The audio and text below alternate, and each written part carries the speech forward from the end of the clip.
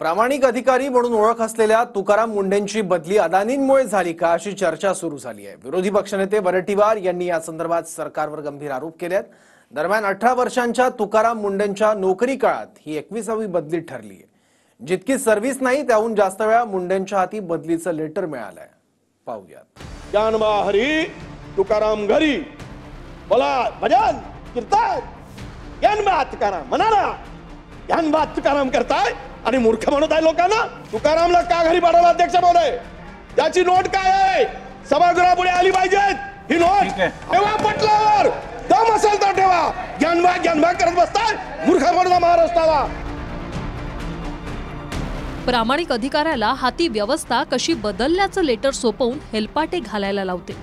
त्याचं उदाहरण म्हणजे अधिकारी तुकाराम मुंढे। 18 वर्षांच्या नोकरीत त्यांची 21 वेळा बदली केली गेली, म्हणजे जितकी वर्ष सर्व्हिस नाही त्याहून जास्त बदल्या झाल्या। विरोधाभास हा आहे की टीईटी परीक्षा घोटाळ्यात अटक झालेले राज्य परीक्षा परिषदेचे आयुक्त तुकाराम सुपे अनेक वर्ष एकाच ठिकाणी कार्यरत राहतात आणि प्रामाणिक म्हणून ओळख असलेल्या तुकाराम मुंढेंची 21 वेळा बदली होते।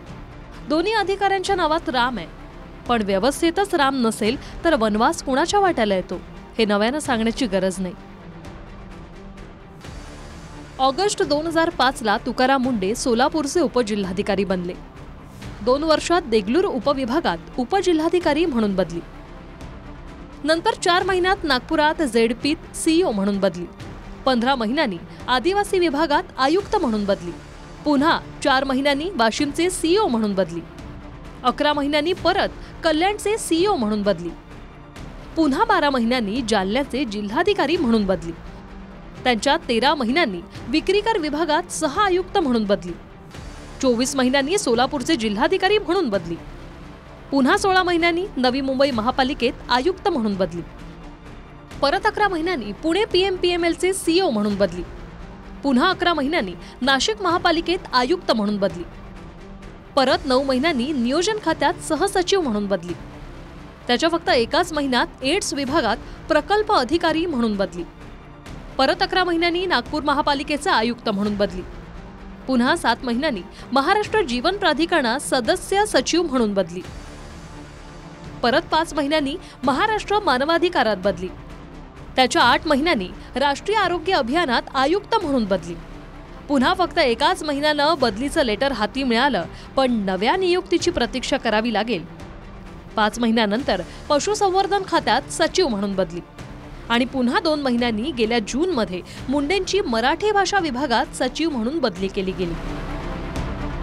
आता सत्तेत बसलेले असो किंवा विरोधातले, दोन्हींच्या कार्यकाळात या बदल्या व्यवस्था कशी चालते हे सांगण्यासाठी पुरेशा आहे। मोक्याच्या जागा अदानीला दिल्या जात आहेत। दुग्ध विकास विभागाची 8.5 हेक्टर जागा, ही जागा अदानीच्या घशात घातली अध्यक्ष महोदय। या जागेची किंमत 20,000 कोटी रुपये आहे। कोण लागलाय हा? कोणाला किती पैसे देतोय? सर्व मुंबई घशात घालताय। रोजपणे मुंबई लुटली जात आहे आणि याला विरोध केला म्हणून तुकाराम मुंढे ज्ञानबा हरी तुकाराम घरी बोला भजन कीर्तन ज्ञानबा तुकाराम म्हणाला ज्ञानबा तुकाराम करताय आणि मूर्ख म्हणत आहे लोकांना। महाराष्ट्राला फसवताय सोंगाळेपणा करून, सोंग दाखवून, ढोंग दाखवून। तुकारामला का घरी पाठवलं अध्यक्ष महोदय? त्याची नोट काय आहे? सभागृहापुढे आली पाहिजे ही नोट। अनावघड करा, दम असेल तर तुमच्यामध्ये ठेवा पटलावर, दम असेल तर ठेवा। ज्ञानबा करत बसताय मूर्ख म्हणून महाराष्ट्राला। चोर सरकार म्हणून मी म्हणेल, लुटारू सरकार म्हणेल अध्यक्ष महोदय। या संदर्भातली चौकशीचा आदेश आपण तिथून द्या। मुंबई वाचवा, हात जोडून विनंती आहे। विरोधक रोज एक आरोप करतात आणि त्यांनी ठरवलंय रोज खोटं बोलायचं आणि रेटून बोलायचं।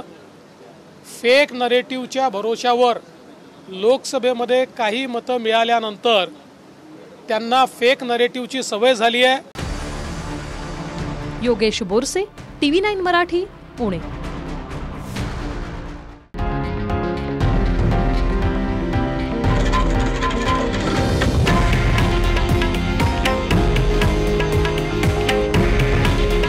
हे आहे देशातील नंबर 1 न्यूज नेटवर्क आणि आपण पाहत आहात TV9 मराठी. काळजी तुमची, हित महाराष्ट्राचं.